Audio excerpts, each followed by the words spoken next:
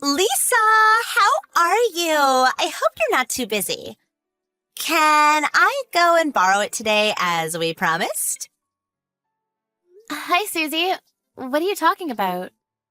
You can't have forgotten already. You're not that old. I guess it slipped your mind. You promised me that I could borrow your car for a couple of days. Remember? You shouldn't forget promises like that. It's not very polite, you know. No, I haven't promised anything like that. I never once said that it was okay. I said that I can't allow you to borrow my car over and over. Don't forget things for your own convenience. I'm not letting you borrow my car, and that's final. Oh, come on. I need a car.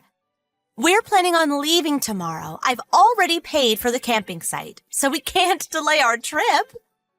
We need to borrow your car or we won't be able to go enjoy our holiday. We're going to miss out on camping by the sea just because you wanted to be mean. There's no point guilt-tripping me. I already told you to get a rent-a-car. It's my car and I need to use it tomorrow. I can't lend it to you. But rental cars are so expensive. It'll be impossible to find a cheap one at this last minute. Also, tomorrow's a federal holiday. There aren't going to be any vacancies. Everyone's going to have the day off, so it'll be impossible to find a car now. Why should I care? I already told you that I can't lend you my car weeks ago. You should have booked a car then. And why can't you use your own car? Why do you have to be so horrible? Oh, it's being repaired. It's not at home at the moment. I don't have my own car, and I can't get a rental car, so you have to lend me yours. Plus, if I borrow your car, I don't have to pay a thing. What makes you think you can borrow it without paying? I'm not lending it to you. I don't care how expensive rent-a-cars are. That's your own fault for not booking in advance. You'll have to solve this problem yourself. It's got nothing to do with me. Don't say that. I can't believe you were this much of a bully. I thought you were much kinder than that. Oh, I'm so disappointed. It's not a matter of being kind. No matter how bad you try and make me feel, I'm not lending you my car. End of story. Whenever your son wanted to borrow my daughter's toys, I always let him. I think it's only fair that you be just as generous. You're an adult, aren't you? Borrowing toys and borrowing a car are completely different. You can't honestly think that it's the same thing. Cars involve insurance, and it'll get complicated if you have an accident or happen to damage the car. And a car is worth a lot more than a child's toy. You understand that, don't you? But my husband is good at driving. He won't have an accident or do anything that could damage the car. So you don't have to worry about insurance.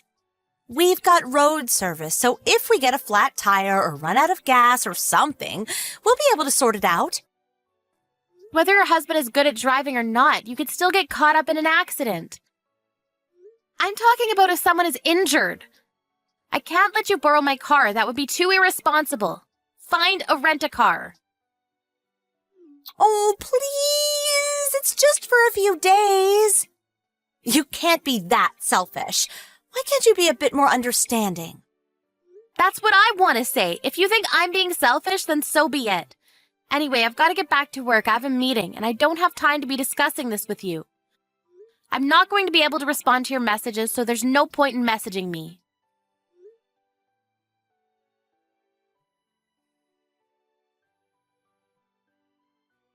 Susie, pick up the phone! What do you think you're doing? What did you do with my car?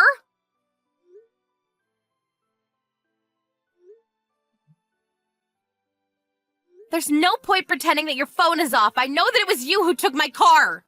If you don't answer my messages or calls, I'll report this to the police. What? The police? You're kidding! You're overreacting!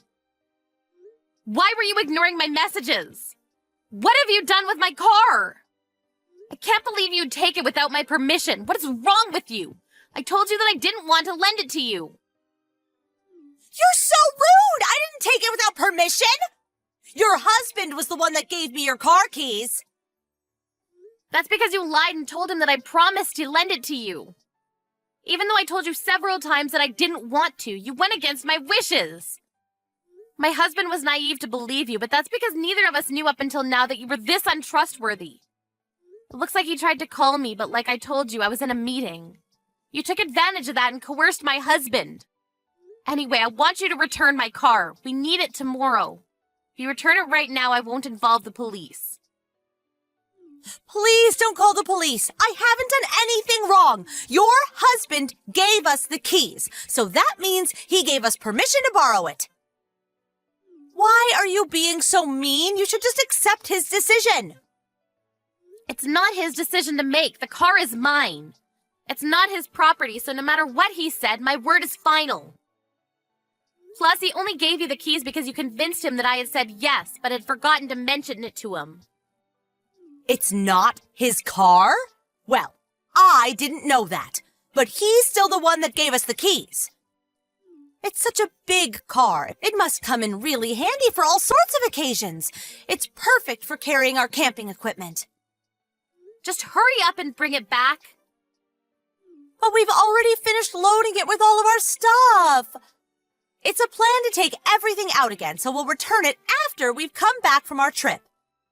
That's good enough, isn't it? Good enough? Not nearly. There's nothing good about this situation. I need my car so that we can visit my parents for the holidays tomorrow. How am I supposed to get there without a car? I don't know. Why don't you get a rent-a-car? If you can buy a big car like this, I'm sure you can afford it. You're joking, right? You're telling me to get a rent-a-car? Why should I be the one getting a rent-a-car when I've got a perfectly good car of my own? A car that you've stolen from me. You should be the one paying for a rent-a-car if yours isn't available. Be an adult and give me back my car. But it took so much time getting all of our stuff in the car. It'll take ages to get it all off again. It'll just be a waste of time if we do that. And I don't want to do anything that bothersome. If you have a problem with me borrowing your car, you should talk to your husband. I didn't steal the keys. He handed them to me. We only borrowed the car because he said we could. It's not our fault you didn't talk to your husband about not letting us borrow your car. Our kids get along really well, so you don't want to ruin their friendship with something so trivial, do you? If they knew what you were saying, they would be really disappointed. I'm sure your son would be happy to let us borrow the car for a day or two. Right now, Sam's opinion and my husband's opinion don't matter. That's my car you've taken. I'm going to pick it up, so please unload your things and have it ready for me to take home. I'll have to take a taxi to go to your place, so expect a bill in the mail. I wouldn't have had to do this if you had just given me back my car, but I had no choice. You can't come here. Even if you do, there's no point. We've already left. Instead of wasting money on a taxi, you should go home. I know that you're lying and you're still at home. Did you forget that Sally lives opposite you? She called me to tell me that my car was parked on the side of the road. She also told me that parking there is off limits because there's a crosswalk nearby. You were pretty confident that you wouldn't cause an accident, but you're already doing something so irresponsible. How am I supposed to trust you with my car? By the way, Sally thought about calling the police since it's pretty dangerous, but she was kind enough to call me first since she recognized it as my car. I made it clear that I hadn't parked it there and told her that it had been stolen, so you better hurry up and get your things out and return it to me before I really do call the police. You told her that I stole it? How could you say that? How could you accuse me of something like that? It's not an accusation, it's the truth. I'm asking you to return it, but you're refusing. That means that you've stolen it. I'm going to collect my car, but if the police find it parked in a no parking zone before I can get there, there's nothing I can do to help you. You'll have committed a crime. I can't believe you told Sally that I stole your car. I can't believe you have the nerve to victimize yourself like that. I haven't done anything to deserve all of this. I thought you were so kind, but now I know that was all an act. You're horrible. How could you spread rumors about me like that? I thought we were friends. You say you haven't done anything. You took my car without my permission. And then you parked it in a no parking zone. What were you thinking? If your definition of kind is letting you step all over me, then you're just being selfish. I'm sorry. I didn't think you would be so bothered by me borrowing your car. But you didn't have to tell Sally that I had stolen it. You went too far, Lisa. I can't believe I ever thought of you as a friend. I told you over and over again that I didn't want to lend you my car. How many times do I have to tell you no before you understand that it means no? And I haven't spread any rumors. I've only told Sally the truth about what happened. Don't guilt trip me. Oh, okay. I understand that you didn't want to lend me your car. But please, don't call the police. You're just overreacting. I've already apologized. You should forgive me already. The situation has gone beyond being settled by a simple apology. Wait. You got a scratch on my car? What? What are you talking about? We haven't done anything. I told you my husband is a good driver. I'm on the phone with Sally and she went to take a look at my car for me. She told me that there was a scratch on the side, on my door. What have you done? This is one of the reasons why I didn't want to let you borrow my car. It's not my fault. Somebody must have scratched it when they passed by. They should have taken more care when they drove by. It's not my responsibility, so I don't have to pay anything, do I? You're at home, aren't you? I've had enough of discussing this with you. Would you hurry up and return my car? If you won't, I'll have to call the police. I'm not taking no for an answer. I said I'm sorry. How many times do I have to apologize? We'll be back from our trip tomorrow, so I'll return it then. It's just a scratch, so it's not like it needs urgent repairs. No, you're returning it now! If you don't come back with my car within an hour, I'm reporting it to the police as a theft. Once I've called the police, I'll have to head to yours in a taxi to collect my car, so I'll be billing you with a taxi fee. Do you understand? I'm being very serious. I want my car back. Wait a minute, just calm down. You're being really unreasonable. My husband's apologizing too, so please forgive us. Ugh, he said that he got carried away. Please calm down. Don't call the police on us. We didn't mean to do anything. Carried away. He says he got carried away? Do you really think that that's a good enough excuse for what you've done?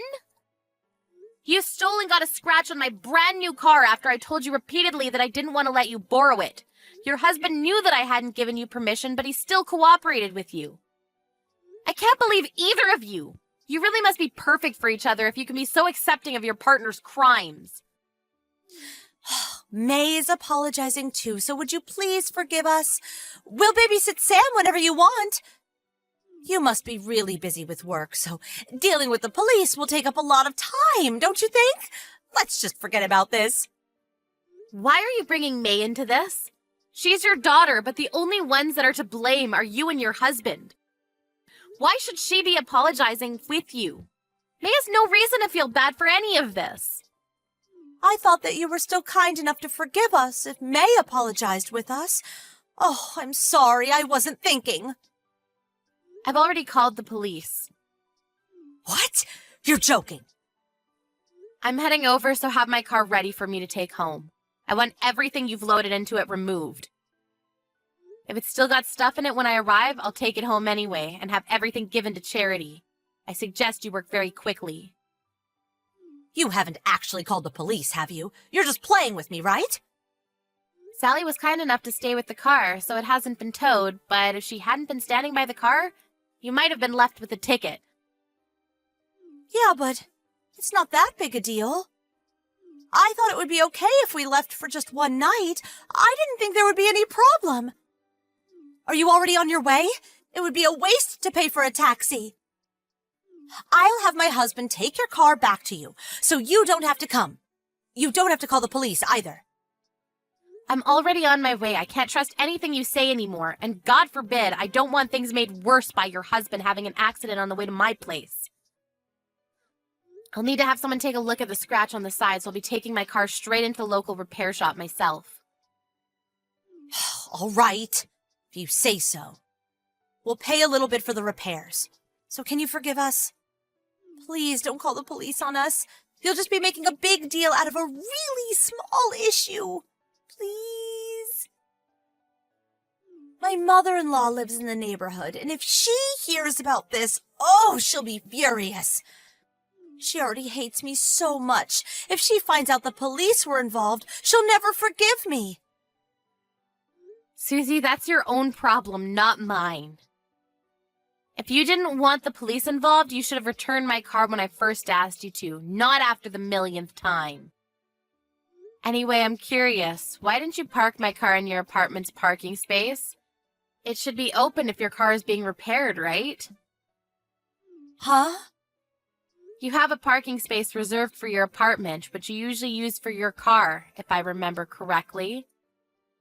Yeah, but we can't use it right now. Because your car is still parked there. It's not being repaired, is it? No, my car's out for repairs. I just can't use the parking space right now. You want to use my car because it was big and convenient for carrying camping items, right?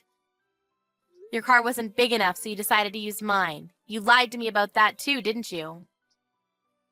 I'm sorry. I didn't mean to. I didn't know how to explain. I thought you wouldn't let me borrow your car if you knew that mine was still usable. I missed the chance to tell you the truth. You didn't mean to? You clearly thought that the best way to get me to lend you my car was to deceive me. You can't pretend that you didn't lie on purpose. You say you missed the chance to tell me, but I don't think you ever planned to tell me the truth. And you wonder why I can't trust you with my car? I'm really sorry. I'll pay for the repairs, so please forgive me. I've had to pay for a taxi to get to your house, so I want you to pay for that too. I'll be sending you a bill for the repairs and the taxi fare, and I'll be talking with my lawyers. You took my car without my permission, so I can press charges for theft, you know. Please don't do that. Lisa, there's a police car outside my apartment. Did you really call the police? Yes, I did. I reported the theft a few minutes ago. I'll be there within a few minutes myself. I suggest you go down to the police and be honest about what you've done. If you don't, you'll just make things worse, and your mother-in-law will find out in the worst possible way.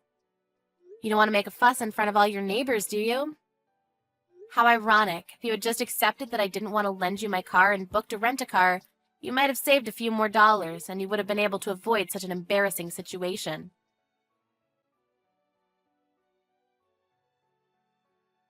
In the end, a police car had come to check up on the situation, not just because Lisa had reported the theft, but because there had been calls from the neighbors about the car being parked in a no-parking zone. Many neighbors had come out to see what was going on and were gossiping about the appearance of a police car and about Susie's grand theft auto. Susie and her husband were given a warning by the police officer, and the scratch turned out to be the doing of one of the neighbors' children, but Susie's husband had to take full responsibility since he was the one that parked the car there. Lisa was able to use that in demanding that they pay the full amount of repairs. Susie and her husband ended up paying a lot more than they would have done if they had just rented a car.